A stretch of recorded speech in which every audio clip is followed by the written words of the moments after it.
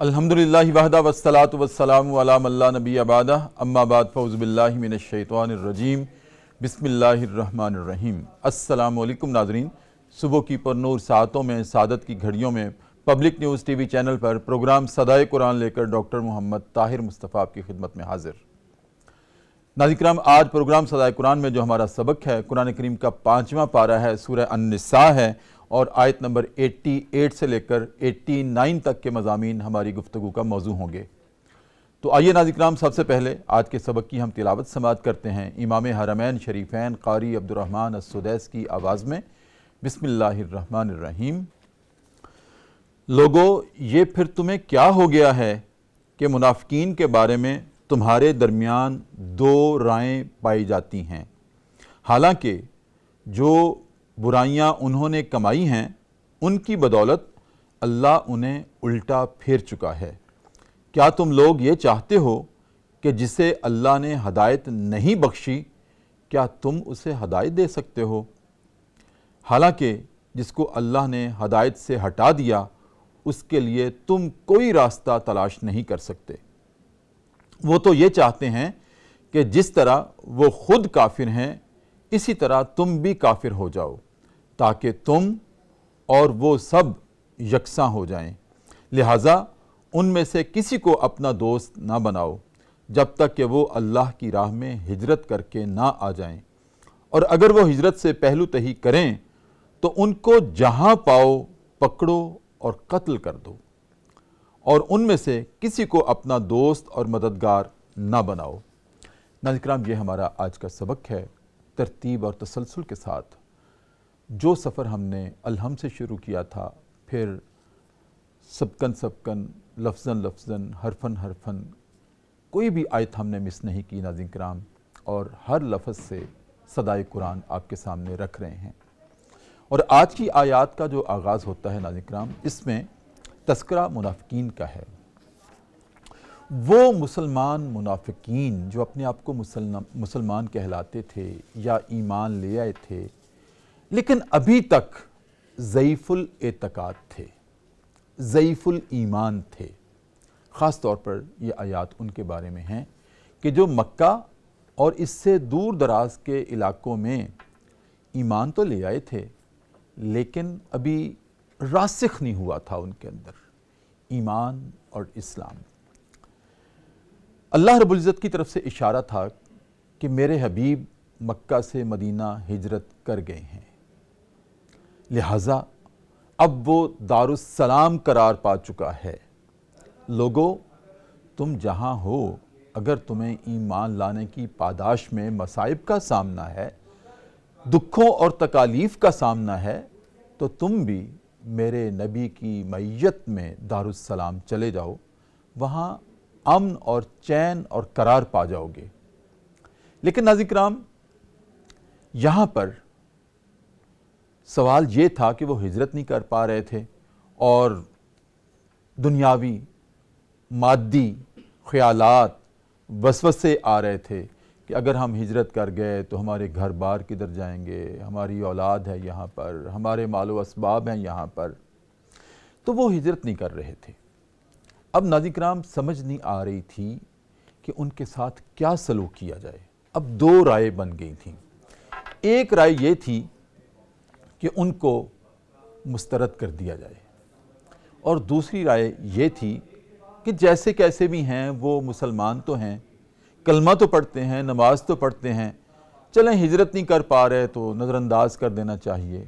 لیکن ناظرین کرام، اللہ رب العزت نے اپنے نبی کی عظمت میں، اپنے نبی کی حرمت میں اس کو برداشت نہیں کیا، اس کو روا نہیں رکھا کہ اگر میرے نبی نے ہجرت کر لی ہے اور ہم نے حکم دیا ہے اور اس کے سرخیل بنے ہیں میرے حبیب کریم صلی اللہ علیہ وسلم، تو لوگو تمہیں کیا ہے؟ تم ان کی اتباع کیوں نہیں کرتے؟ تم ان کے قدموں پر اپنے نشان راہ کیوں نہیں تلاش کرتے؟ ناظرین کرام، اللہ رب العزت کو اس بات کا دکھ تھا، اور آج ان آیات میں اگر ہم گہرائی اور گہرائی کے ساتھ غور و فکر کریں، تدبر کریں، تو اللہ نے ان کا فیصلہ چکا دیا کہ ہمیں ایسے ایمان کی ضرورت نہیں ہے جس میں میرے حبیب کریم کی اتباع نہیں ہے، ان کی اطاعت نہیں ہے، ان کی محبت نہیں ہے، ان کی آواز پہ لبیک نہیں ہے۔ اللہ نے ایسی محبت کو نہیں مانا۔ ناظرین کرام، یہاں ہمارے لیے بھی احتساب کی ضرورت ہے۔ ہم بھی نبی کریم صلی اللہ علیہ وسلم کے ساتھ عشق و محبت کے بڑے دعوے کرتے ہیں، لیکن کبھی ہم نے سوچا کہ کبھی ان کے فٹ سٹیپس ہم نے فالو کیے ہیں؟ کہاں کہاں ان کے نشان تھے؟ مجھے بات اکثر یاد آتی ہے جب اتباع کی بات ہوتی ہے کہ میں کئی مرتبہ آپ کو پہلے بھی سنا چکا ہوں کہ جب صحابہ کی معیت میں، صحابہ کے جھرمٹ میں نبی کریم صلی اللہ علیہ وسلم چل رہے تھے تو درمیان میں ایک نالی سی آ گئی تھی، اور صحابہ اکرام آپ کے قدموں کو دیکھ دیکھ کر اپنے قدم اٹھاتے تھے۔ جب آپ دایاں قدم اٹھاتے تھے حبیب کریم صلی اللہ علیہ وسلم، صحابہ بھی دایاں اٹھاتے تھے۔ جب آپ بایاں اٹھاتے تھے نبی کریم صلی اللہ علیہ وسلم تو صحابہ بھی بایاں اٹھاتے تھے۔ تو درمیان میں ایک نالی سی آ گئی، نالی کو عبور کیا نبی کریم صلی اللہ علیہ وسلم نے بھی، ساتھ حضرت عمر بن خطاب چل رہے تھے۔ جب نالی کو عبور کر کے آگے بڑھے تو نبی کریم صلی اللہ علیہ وسلم نے دیکھا کہ عمر نہیں ہے ساتھ، ادھر ادھر دیکھا عمر نظر نہیں آئے، تو پوچھا عمر کہاں ہیں؟ تو صحابہ نے پیچھے مڑ کے دیکھا تو وہ پیچھے کھڑے تھے۔ تو نبی کریم صلی اللہ علیہ وسلم نے محبت سے پوچھا عمر پیچھے کیوں کھڑے ہو، آگے کیوں نہیں آ رہے؟ تو وہ خاموش۔ 2 مرتبہ پھر پوچھا، دوسری مرتبہ پھر پوچھا تو خاموش، تیسری مرتبہ پوچھا عمر بتاؤ تو صحیح ہوا کیا ہے؟ کہا یا رسول اللہ جب سے آپ کے ساتھ چل رہا تھا نا تو میں آپ کے قدموں کو دیکھ دیکھ کر اپنے قدم اٹھا رہا تھا۔ جب آپ دایاں قدم اٹھاتے تھے تو میں بھی دایاں اٹھاتا تھا، جب آپ بایاں اٹھاتے تھے تو میں بھی بایاں اٹھاتا تھا۔ یا رسول اللہ فدا کا امی و ابی، جب آپ نے اس نالی کو عبور کیا ہے تو میری نظر کہیں خطا ہو گئی تھی، میں دیکھ نہیں سکا کہ اس کو عبور کرتے ہوئے آپ نے پہلے دایاں قدم اٹھایا تھا یا بایاں اٹھایا تھا، اب مجھے سمجھ نہیں آ رہی میں کیا کروں۔ ناظرین کرام، نبی کریم صلی اللہ علیہ وسلم نے کہا عمر میرے پاس آؤ۔ پاس آئے تو آپ نے گلے لگایا، ماتھا چوما، کہا کہ اتنی مجھ سے محبت کرتے ہو؟ کہا یا رسول اللہ اتنی کرتا ہوں۔ ناظرین کرام، یہی درکار ہے، یہی صدائے قرآن ہے۔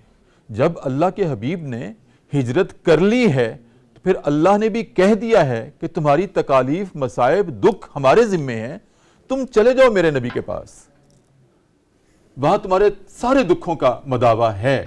پھر تم نے کیوں ہجرت نہیں کی یا کیوں اس سے ٹال مٹول کر رہے ہو؟ اللہ کو یہ بات پسند نہیں آئی اور کہا کہ ان کو جہاں پاؤ پکڑو اور قتل کر دو، مجھے نہیں منظور ایسی وہ۔ ناظرین کرام، اس پہ آج ہم گفتگو کرنے والے ہیں، اس سے ہمارے لیے کیا صدائے قرآن ہے۔ اور گفتگو فرمانے کے لیے میری دائیں جانب ناظرین کرام ڈاکٹر عقیل احمد تشریف رکھتے ہیں۔ بڑے لوگ ہیں، صاحب علم ہیں، اہل علم ہیں، اور یہ لوگ کہہ سکتے ہیں کہ بے دیانی میں کھو نہ دینا کہیں، میں تیرا قیمتی اثاثہ ہوں۔ ناظرین کرام ماشاءاللہ ڈاکٹر صاحب پی ایچ ڈی ڈاکٹر ہیں، یونیورسٹی میں استاد ہیں، خطیب بھی ہیں، ادیب بھی ہیں، مصنف بھی ہیں، محقق بھی ہیں، بے شمار محاسن کے آپ مالک ہیں اور پروگرام صدائے قرآن کا مستقل حصہ ہیں۔ السلام علیکم ورحمۃ اللہ۔ وعلیکم السلام ورحمۃ اللہ وبرکاتہ۔ خیریت سے ہیں؟ بہت شکریہ، الحمدللہ۔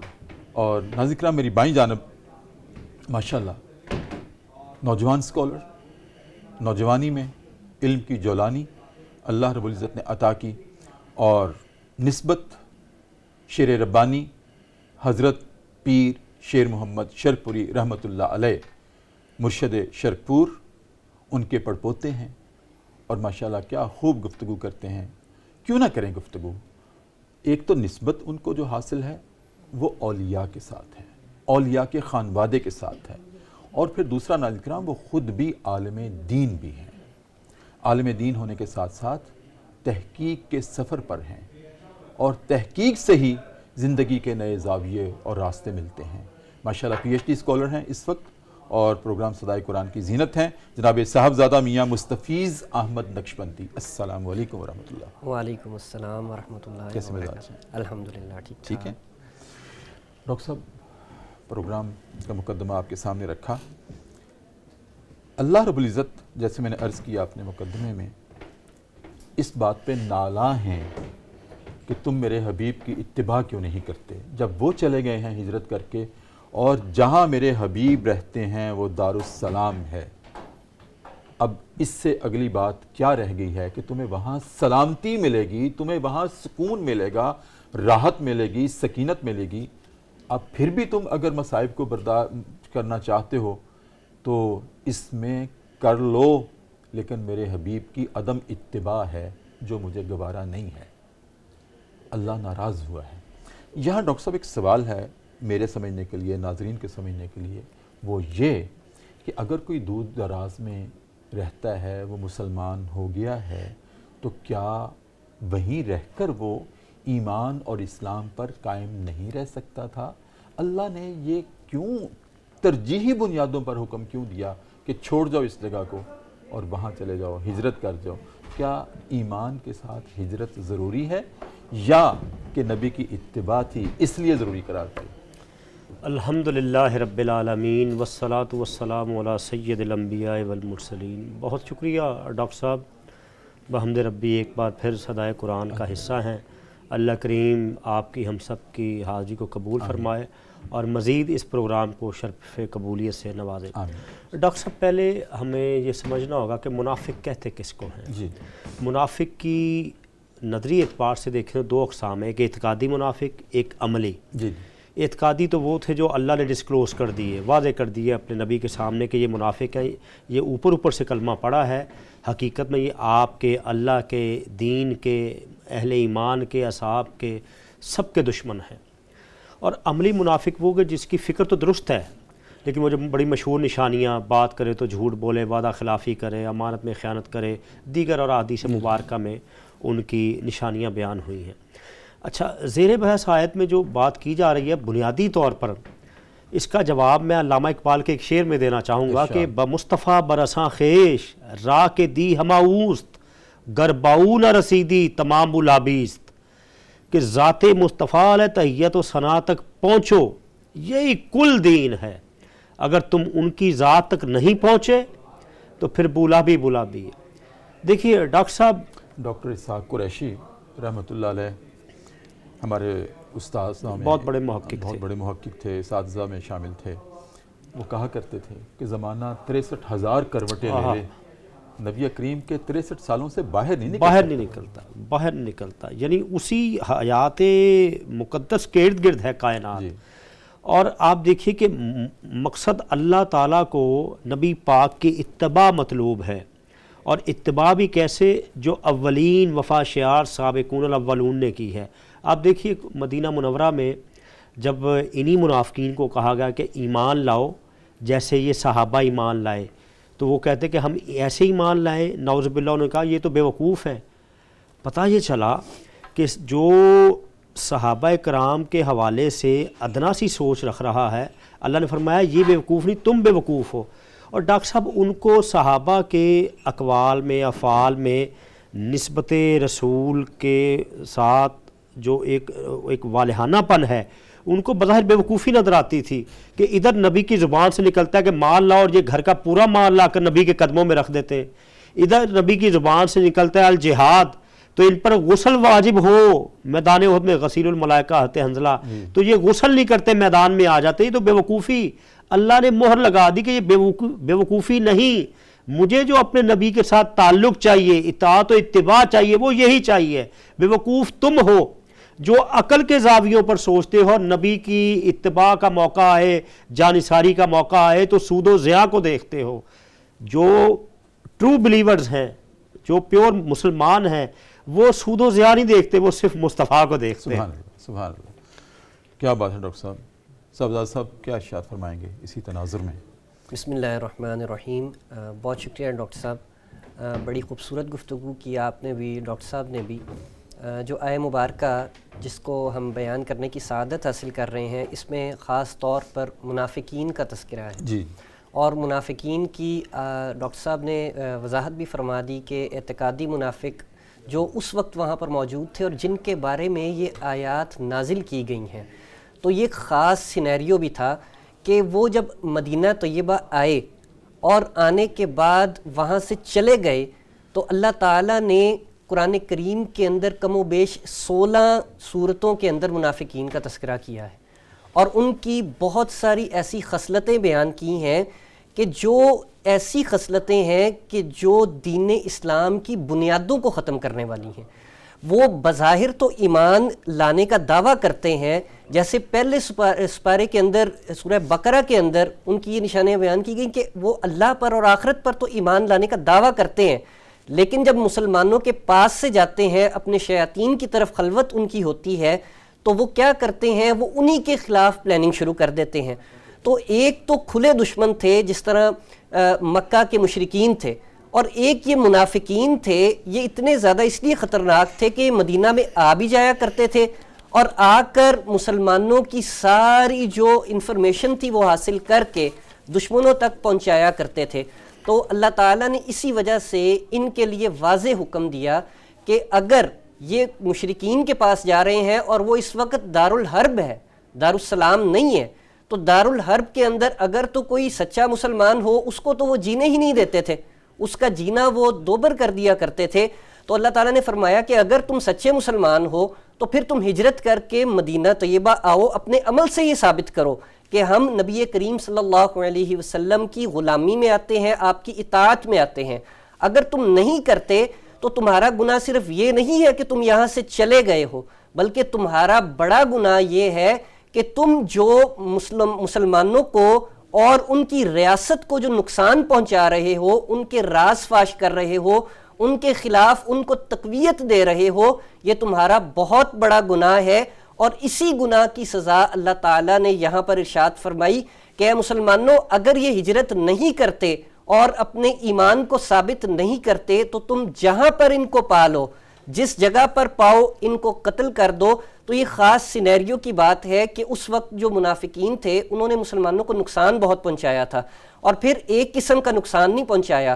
جب جنگ احد کے اندر ان کا کردار یہ تھا کہ انہوں نے مسلمانوں کو ڈبل یعنی کہ ان کو مائنڈڈ کر دیا کہ آگے جائیں یا واپس جائیں یا جنگ کہاں پہ لڑیں، اور مسلمانوں کے حوصلے کو پست کرنے کی کوشش کی۔ اسی طرح ایک اور جگہ پر اللہ تعالیٰ نے ان کا تذکرہ فرمایا کہ انہوں نے نبی کریم صلی اللہ علیہ وسلم کے مقابلے پر ایک مسجد کو تعمیر کیا، مسجد زرار کو، کہ وہ بنیاد کہ جو دین کی بنیاد ہے نبی کریم صلی اللہ علیہ وسلم، اس کے مقابلے پر یہ ایک اور مسجد کو تعمیر کر رہے ہیں اور کہہ رہے ہیں کہ ہم بھی مسلمان ہیں۔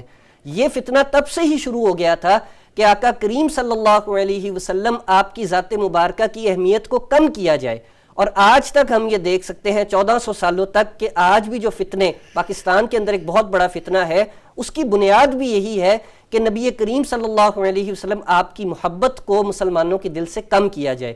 تو ان کا یہ بہت بڑا گناہ تھا جس کی سزا اللہ تعالیٰ نے اس آیہ کریمہ کے اندر بیان کی ہے۔ بالکل ٹھیک، بہت شکریہ صاحبزادہ صاحب، بہت خوبصورت آپ نے گفتگو کی۔ آپ کی اجازت سے ایک وقفہ ہے ڈاکٹر صاحب، آپ کی اجازت سے۔ ناظرین کرام، پروگرام صدائے قرآن ایک وقفہ ہے، اور وقفے میں ہم جایا کرتے ہیں دربار رسالت میں اور اپنے نبی کریم صلی اللہ علیہ وآلہ وسلم کے ساتھ والہانہ وابستگی کا اظہار کرتے ہوئے درود کریم کا نذرانہ پیش کرتے ہیں اور واپس آتے ہیں۔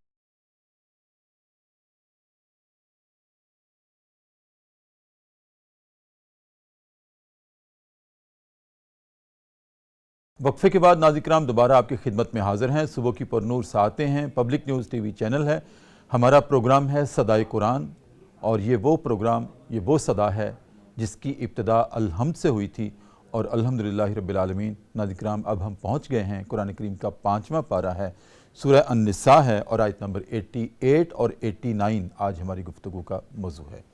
ڈاکٹر صاحب، بات یہ ہو رہی تھی اللہ کے حکم کی کہ جو میرے نبی کی اتباع سے، محبت سے اعراض برتتا ہے، اس کا علاج یہی ہے کہ اس کو قتل کر دیا جائے، اس کو صفحہ ہستی سے مٹا دیا جائے، اس کو جسد انسانیت سے ہٹا دیا جائے۔ لیکن ڈاکٹر صاحب، ایک سوال، دو سوال ہیں اپنے ناظرین کی رہنمائی کے لیے، کیونکہ یہ تفسیر قرآن ہے اس میں۔ ایک یہ کہ چلیں اللہ کے حکم کی تعمیل میں دوسرے علاقوں میں رہنے والے اگر ایمان قبول کرتے ہیں، اسلام قبول کرتے ہیں، کلمہ پڑھتے ہیں، تو اللہ نے ان کو حکم دیا ہجرت کرو، جہاں میرے نبی نے ہجرت کی ان کے پاس چلے جاؤ، ٹھیک ہے۔ ڈاکٹر صاحب، ایک منطقی سا سوال ہے، جو میں سمجھنا چاہتا ہوں اپنے ناظرین کے لیے بھی، وہ یہ ہے کہ اگر وہ ہجرت کر جاتے ہیں وہاں تو ان کے گھر بار تھے، جہاں ہجرت کر کے جائیں گے تو وہاں ان کو گھر بار کون دے گا، ان کو کفالت کون دے گا؟ ڈاکٹر صاحب اس میں گزارش یہ ہے کہ کتنے ایسے وفود جب نبی پاک مدینہ منورہ تشریف لائے ہیں، کتنے ایسے وفود مختلف قبائل کے دیگر علاقوں کے لوگ آتے، بیعت کرتے، کلمہ پڑھتے، اور ہمیں یہ بھی ملتا ہے سیرت کے واقعات سے، تو آپ نے ان کو فرمایا کہ آپ اپنے علاقے میں رہیں، جائیں واپس، قبول کر لیا، عبداللہ بن سلام کو واپس بھیج دیتے ہاں ہیں۔ سلام کو واپس بھیج دیا، اور دیگر جو لوگ تھے وہ، حالانکہ آپ یہ دیکھیے کہ مدینہ جیسی نبی پاک تشریف لائے ہیں نا، تو وہ جو حبشہ کی طرف ہجرت کر کے مسلمان گئے تھے وہ فوری نہیں آ گئے، وہ امن سے تھے، وہ چند برس بعد واپس آئے ہیں۔ تو اس میں یہ تھا کہ جو بنیادی طور پر جو ہے نا نبی پاک کی آواز پر لبیک رہنا ہے، اور ہجرت کا پرپس یہ تھا کہ تم دو طرح کی ہجرت ہے، ایک تو دارالکفر سے دارالسلام کی طرف، دارالخوف سے دارالامن کی طرف، ٹھیک ہے، اور دوسرا ہجرت کا جو پہلو ہے کہ نبی پاک علیہ السلام نے فرمایا، وہ بھی آج اگر ہم مثال طور پر پاکستان میں رہتے ہیں، ہم بڑے سکون سے الحمدللہ احکامات اسلامیہ پر عمل ہو رہا ہے، اب ہم پر دوسری ہجرت ہر مسلمان کو کرنی چاہیے، وہ کیا ہے؟ المہاجر من ہاجر ما نہی اللہ عنہ، مہاجر وہ ہے حقیقی جو اللہ کی منع کی بھی چیزوں سے رک جائے، اور یہ مختلف حدیث میں اس کہہ رہی لفظی تفاوت کے ساتھ حدیث ہیں کہ حقیقی مجاہد وہ ہے، کیونکہ وہ تو ہجرت کی ضرورت بہت کم پیش آتی ہے آج کی دنیا میں، آپ دیکھ لیجئے، تو وہ جو ہے نا ایوری ٹائم جو اللہ نے جو بیریئر لگائے ہوئے ہیں اس سے علیحدہ رہنا، اس کی بھی ضرورت ہے آج۔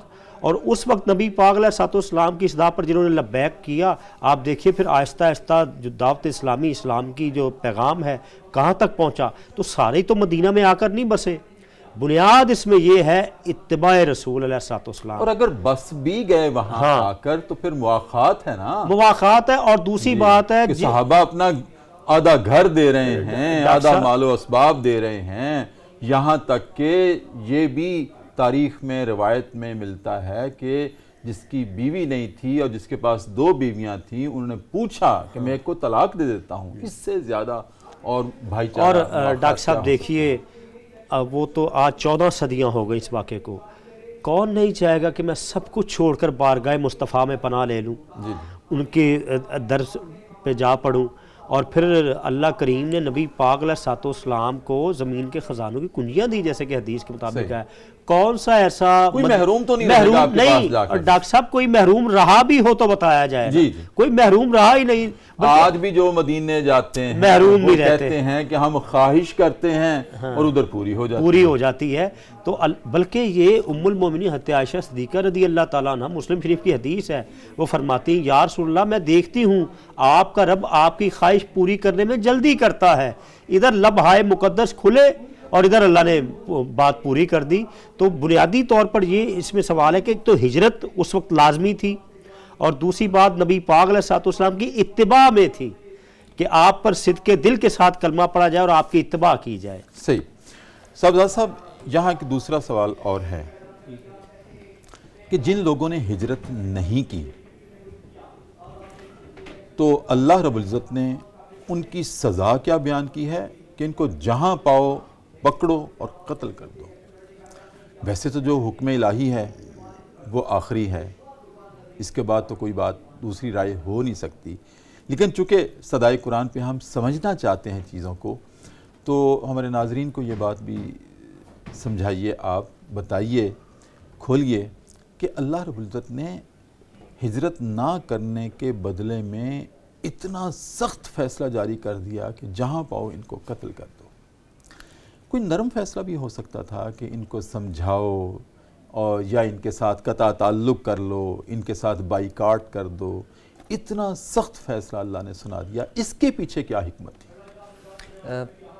ایک تو حکمت اس کے اندر بنیادی طور پہ یہ تھی کہ اس وقت کے اندر، جیسا میں نے پہلے بھی یہ بات کی کہ ان کا یہ قصور صرف ہجرت کرنا نہیں تھا، اتنی سخت سزا کے پیچھے بنیادی وجہ یہ تھی کہ ان کا وہ عمل کہ جو انہوں نے مسلمانوں کو اور نبی کریم صلی اللہ علیہ وسلم کی ذات مبارکہ کو نقصان پہنچانے کی کوشش کی تھی، ویسے تو اگر آپ ہجرت کریں، اور یہ فقہاء نے اس بات کو بیان کیا ہے کہ اگر آپ کسی ایسے ملک میں رہ رہے ہیں کہ جو دارالحرب تو ہے، اس کے ساتھ ساتھ دارالامان بھی ہے، وہاں پر آپ کو شریعت اسلامیہ کے احکام پر عمل کرنے کی وجہ سے کوئی سزا یا کوئی آپ کو مطلب پابندی کا سامنا نہیں کرنا پڑتا، تو آپ وہاں پر رہ سکتے ہیں۔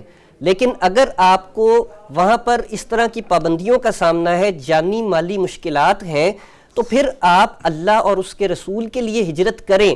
اور اگر آپ نے اپنا ایمان قائم ہے آپ کا اور آپ ایمان لے کر آئے ہیں، تو پھر آپ کو یہ بھی یقین رکھنا پڑے گا کہ اللہ اسباب بھی پیدا فرمائے گا، تو اللہ تعالیٰ وہاں پر بھی اسباب پیدا فرمائے گا۔ اتنا بڑا حکم اس لیے دیا گیا۔ اور دوسری بات یہ ہے کہ قرآن کریم کے اندر یہ بیان کیا گیا کہ جو دارالسلام ہوتا ہے، اسلامی ریاست ہوتی ہے، اس کی یہ ذمہ داری ہے کہ جو نئے مسلمان ہوں ان کی کفالت اسلامی ریاست کرے گی، وہ بیت المال سے ان کی کفالت کی جائے گی۔ تو اگر ہمارے آج کل المیہ یہ ہے کہ ہماری ریاستیں نام کی تو اسلامی ریاستیں ہیں، لیکن وہاں پر عملی طور پر جو میکرو لیول کے اوپر کوئی بھی سسٹم ایسا نہیں ہے کہ جو اسلامی ریاست کے سسٹمز ہیں، تو ان کی جو ذمہ داری کفالت کی جو آپ پہلے بھی بات کر رہے تھے، بنیادی ذمہ داری ریاست کی ہے کہ اگر ان کو ایسے حالات کا سامنا ہے تو وہ دارالسلام آئیں گے تو ریاست ان کو کفالت کرے گی۔ اور اتنا سخت حکم وہ جو ان منافقین کے لیے تھا، اور وہ تھے بھی اسی زمانے کے اندر وہ والے منافق جو اعتقادی منافق تھے، تو ان کا اس لیے دیا گیا تاکہ یہ دوسرے لوگوں کے لیے باعث عبرت بنے، کہ مسلمانوں کی ایک دھاک بھی بیٹھے کہ جو ان کو اس طرح سے صرف منہ سے کہہ کر اور نقصان پہنچانے کے لیے دشمنوں کے پاس جا رہے ہیں، کیونکہ ان کا یہ کرنا ایک عام مسلمان کی جان کی یہ حرمت ہے، بلکہ انسان کی جان کی یہ حرمت ہے کہ اگر اس کو کوئی قتل کر دے تو اللہ تعالیٰ فرماتا ہے کہ اس نے پوری انسانیت کو قتل کیا۔ تو یہ منافقین تو ایسے ہیں کہ جو یہ پوری اسلامی ریاست کو ختم کر رہے ہیں، ان کا جرم بہت بڑا جرم ہے، اور یہ ناموس رسالت پر حملہ کرنے والے ہیں، اسلام پر حملہ کرنے والے ہیں۔ اسی وجہ سے ان کا حکم قتل سے بھی بڑا ہے، ان کا حکم فساد میں آتا ہے، اور جو فساد فی الارض کرتے ہیں وہ گویا کہ پورے معاشرے کو تباہ و برباد کرتے ہیں۔ اسی وجہ سے اللہ نے اتنا سخت ان کے لیے سزا کا حکم نافذ فرمایا، تاکہ ان کا وجود صفحہ ہستی سے مٹ جائے اور باقی جسد انسانیت جو ہے وہ امن اور چین کے ساتھ زندگی گزارے۔ بالکل ٹھیک۔ ناظرین کرام، دوبارہ وقفہ ہے پروگرام صدائے قرآن میں، اور ایک مرتبہ پھر چلتے ہیں دربار رسالت میں اور اپنے نبی کریم صلی اللہ علیہ وسلم کی ذات اقدس پر درود کریم کا نذرانہ پیش کر کے واپس آتے ہیں۔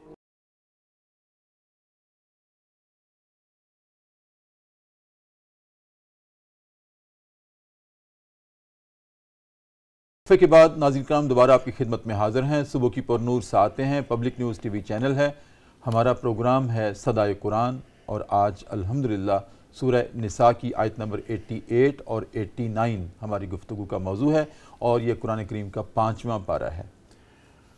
ڈاکٹر صاحب، الحمدللہ بڑی خوبصورت گفتگو ہوئی، ہمارے ناظرین کو بہت ساری رہنمائی ملی۔ صرف یہ جاننا چاہتا ہوں کہ جس طرح ان منافقین نے اللہ کے حکم کی عدولی کی، نافرمانی کی، ہجرت نہیں کی، اور اس پر اللہ کا جو قہر ہے وہ بھی غالب آیا، اور ان کے بارے میں یہ حکم دے دیا گیا کہ ان کو جہاں پاؤ قتل کر دو۔ ڈاکٹر صاحب، ہماری رہنمائی کیجیے گا کہ ہم بھی اپنے زندگی میں ایسے بہت سارے کاموں سے احتراز کرتے ہیں جن میں مشقت ہو، تو کیا ہم بھی اسی طرح کسی منافقت کے زمرے میں تو نہیں آتے؟ ڈاکٹر صاحب، اللہ تعالیٰ اس سے محفوظ فرمائے، اور بڑی سخت وعید قرآن کریم میں منافقت کے لیے، اور بہت بڑی بیماری ہے دھوکہ دینا، چیٹ کرنا، اور یہ منافقت جو فکری اعتقادی منافقت ہے، یہ تو اللہ کو دھوکہ دینا ہے، اور اللہ نے بڑا کلیئر فرمایا کہ تم اللہ کو دھوکہ نہیں دو، اس کا کیا تم لاس کر سکتے ہو، بگاڑ سکتے ہو۔ ڈاکٹر صاحب، دوسری رہی ہمارے جو معاملات ہیں، الحمدللہ یہ میں کہنے میں حق بجانب ہوں کہ وہ فکری اعتبار سے تو ہم سارے کمیٹڈ ہیں۔ عملی طور پر خرابیاں ضرور ہیں، لیکن غور ضرور کیا جائے۔ سورہ احزاب میں اللہ نے فرمایا ہے کہ کل قیامت کے دن وہ جو اہل ایمان کو یا گناہگاروں کو جو جن باتوں پر ندامت ہوگی، اس میں بنیادی بات جو ہوگی، کاش ہم نے اللہ اور اس کے رسول کی اطاعت کی ہوتی، ان کو ماتھوں سے پکڑ کر جب جہنم میں ڈالا جائے گا، کاش ہم نے اطاعت کی ہوتی۔ تو سوال یہ پیدا ہوتا ہے۔ اور ڈاکٹر صاحب 13 سالہ مکی دور، 10 سالہ مدنی دور ہم دیکھتے ہیں جنہوں نے اطاعت کی وہ دنیا کے امام بنے ہیں، بلکہ بعد میں بھی جنہوں نے اطاعت کی، امام اعظم ابو حنیفہ کو دیکھیے، امام بخاری کو دیکھیے، امام غزالی کو دیکھیے، یہ کون لوگ تھے؟ یہ اطاعت رسول کے رنگ ہی ہے نا۔ کوئی فقہ میں، حدیث میں، تصوف میں، دیگر معاملات میں ہمیں نظر آتا ہے۔ تو جب وہ لوگ جو کہہ لیجئے کہ جو اس جاہلی معاشرے میں وہ 100% کمیٹڈ ہوئے ذات رسالت کے ساتھ، اور ہر بات پر آمنا و صدقنا، سمینا و اطعنا یہ کہا، تو اللہ کی طرف سے پھر رضوان کا تاج اور خیر کا تاج ان کے سروں پر رکھا گیا۔ اور ہم بھی اگر انہی کے تتبع میں چلیں گے تو رب کی رحمت تو بڑی وسیع ہے، اس میں کوئی کمی نہیں ہے۔ آج میں غور کروں، ہم غور کریں سننے والے، کہ آج ہماری زندگی میں جو ہرڈلز ہیں، پرابلمز ہیں، تکالیف ہیں، مشکلات ہیں، پریشانیاں ہیں ظاہری و باطنی، اس کی وجہ کیا ہے؟ ہم اکثر یہ کہہ دیتے کہ جی اللہ کی طرف سے۔ ذرا غور کر لیں میرے بھائی کہ اللہ کی طرف سے کتنی ہے اور سیلف میڈ کتنی ہے ہماری اپنی طرف سے، اور اس کی بنیادی کلید اللہ کی خوشنودی، رضا، محبت، عرفان، معرفت اور جنت حاصل کرنے کی واحد کلید اعظم نسبت مصطفیٰ ہے، سبحان اللہ، اتباع مصطفیٰ ہے۔ وہ کر کے دیکھیے، کی محمد سے وفا تو نے تو ہم تیرے ہے، یہ جہاں چیز ہے کیا لوح و قلم تیرے ہے۔ تو اور یہ ہوا ہے ایسے۔ آج جو دیکھیے کہ ہم ہر بات میں جب مثال دیتے ہیں اپنے ملک کے، یہ سیاسی نظام ہو، معاشی ہو، سماجی ہو، تعلیمی ہو، ہم جب بھی مثال دیں گے امریکہ یورپ کی، کیوں، کس لیے؟ مجھے اگر اپنے نبی سے محبت ہے، سچی محبت ہے، تو میں ان کی مثال کیوں نہیں دیتا؟ دیکھیے یورپ اور امریکہ کے سامنے تو ڈاکٹر صاحب ایک پوری تہذیب تھی 9-10 صدیوں کی اسلامی، تو وہ جب تہذیب قائم ہوئی ان کے سامنے کون سی ذات تھی؟ ذات مصطفیٰ تھی۔ سبحان اللہ۔ تو آج پھر میں اگر چاہتا ہوں کامیابی اور برکت اور خیر، اور سب سے بڑھ کر اللہ کی رضا چاہتا ہوں، اللہ کریم نے دیکھیے قرآن کریم نے واضح نہیں کر دیا کہ فتبعونی، محبوب ان کو کہہ دو میری، یعنی حضور اسی راستے سے گزرنا، اسی راستے سے، پھر کیا ہوگا؟ ہم محبوب الہی بن جائیں۔ سبحان اللہ، سبحان اللہ، بہت خوبصورت۔ صاحبزادہ صاحب، ہمارے پروگرام کے آخری لمحات ہیں، ایک تو اسی تناظر میں آپ کیا فرمائیں گے، اور ایک میرا اور بھی سوال ہے اپنے ناظرین کے لیے۔ بہت سارے ہمارے جو دشمنان اسلام ہیں، یہ دشمنی جو عہد رسالت سے تھی آج تک، اس کا ایک نقطہ یہ بھی ہے کہ جی دین اسلام تلوار کے زور سے پھیلا ہے، حالانکہ دین اسلام تلوار کے زور سے نہیں پھیلا، محبت کے زور سے پھیلا ہے۔ بالکل، یہ تو امن کی دعوت ہے۔ بالکل اسی طرح۔ تو اس میں تلوار کا استعمال وہ تو مجبوری میں اس وقت کیا گیا ہے جب باقی تمام میڈیسن جو تھیں ان کا اثر ظاہر نہیں ہو رہا تھا، تو پھر سرجن بھی کہتے ہیں کینسر کو ختم کیا جائے، کینسر کو ختم کیا جائے اور اس کو نکالا جائے، بے شک خون بہتا ہے تو تھوڑا سا بہہ جائے لیکن جسد انسانیت بچ جائے۔ یہ تو وہ توجیہ ہے ہماری جہاد بالسیف کی۔ تو یہ جو اللہ رب العزت نے یہاں کہا کہ ان کو قتل کر دو، اس سے ہمارے دین اسلام پر جو مستشرقین ہیں ان کے ہاتھ میں یا ان کی زبان پر یہ بات تو نہیں آ سکتی کہ دیکھیں یہ تشدد ہے، یہاں پر بڑی سخت سزا ہے، کوئی نرم سزا کیوں نہیں ہے؟ کیا دین اسلام کی جو تمام احکامات ہیں ان کے اندر اللہ تعالیٰ کی طرف سے پوری انسانیت کے لیے بھلائی ہے۔ صحیح۔ اور ہمارا اس بات کو، بعض ہمارے حلقوں کا اس کو تسلیم کرنا، یہ ہماری نااہلی بھی ہے اور اسلام سے ناواقفیت بھی ہے، اور ان کا اس بات کو، صرف اس کے اس حصے کو بیان کرنا، یہ ایک پروپیگنڈا ہے کہ جو کر کر کے انہوں نے اسلام کے اوپر یہ محض الزام لگایا ہوا ہے۔ جیسے آپ نے بتایا کہ جب کوئی حل نہیں رہ جاتا تو اسلام پھر جہاد ہو یا چاہے کوئی ایسا اقدام ہو، اس کی باقاعدہ شرائط رکھی گئی ہیں کہ کن شرائط کے تحت آپ جہاد کر سکتے ہیں، اور ادھر بھی اس کا اللہ تعالیٰ نے بیان فرمایا کہ فما لکم فی المنافقین فئتین واللہ ارکسہم بما کسبوا، کہ اس کو صرف اور صرف یہ وجہ نہیں تھی بلکہ ان کے گناہوں کی یہ سزا تھی۔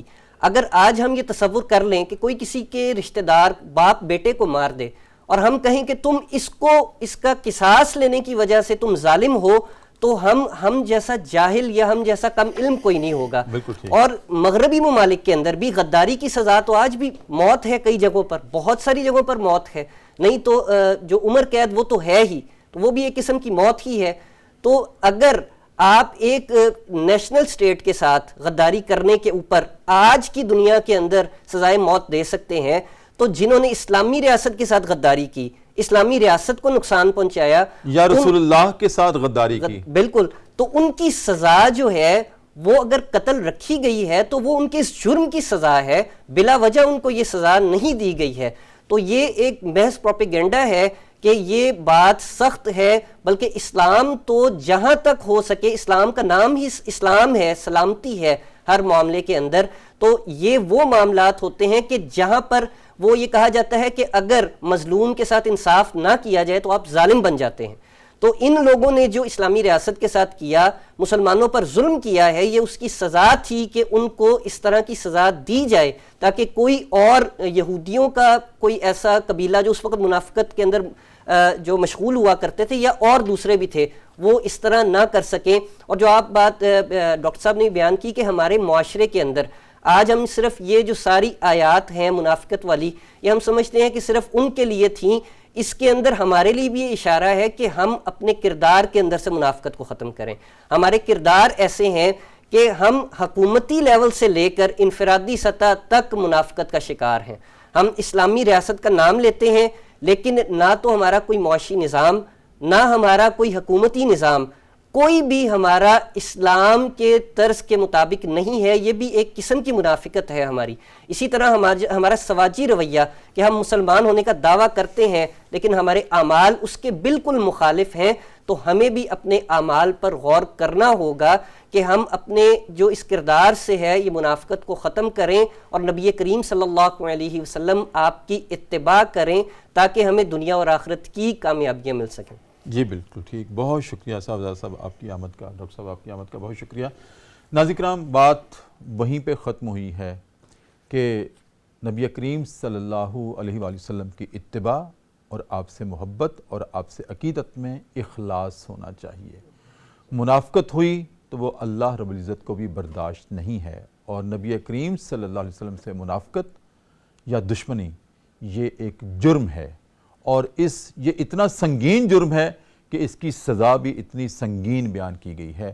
ورنہ اللہ رب العزت تو اسی 5ویں پارے کے آخر میں ارشاد فرماتا ہے، ما یفعل اللہ بعذابکم ان شکرتم وآمنتم، اگر تم ایمان پر قائم رہو اور شکر ادا کرتے رہو تو مجھے کیا پڑی ہے میں تمہیں عذاب دوں، مجھے کوئی سزا دینے کا شوق نہیں ہے۔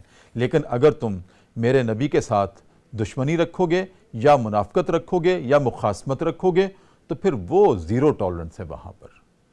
ناظرین کرام، یہ اللہ رب العزت کے ہاں بھی زیرو ٹالرنس ہے اور ہمارے ہاں بھی زیرو ٹالرنس ہے، اس پر ہم سے نہیں برداشت ہوگا، نہ اللہ سے برداشت ہوا ہے۔ ناظرین کرام، اسی کے ساتھ آج کا پروگرام صدائے قرآن اپنے اختتام کو پہنچتا ہے۔ اپنے میزبان ڈاکٹر محمد طاہر مصطفیٰ کو اجازت دیجیے، کل انشاءاللہ اگلے سبق کے ساتھ آپ کی خدمت میں اسی وقت دوبارہ حاضر ہوں گے۔ تب تک کے لیے اجازت، اللہ حافظ۔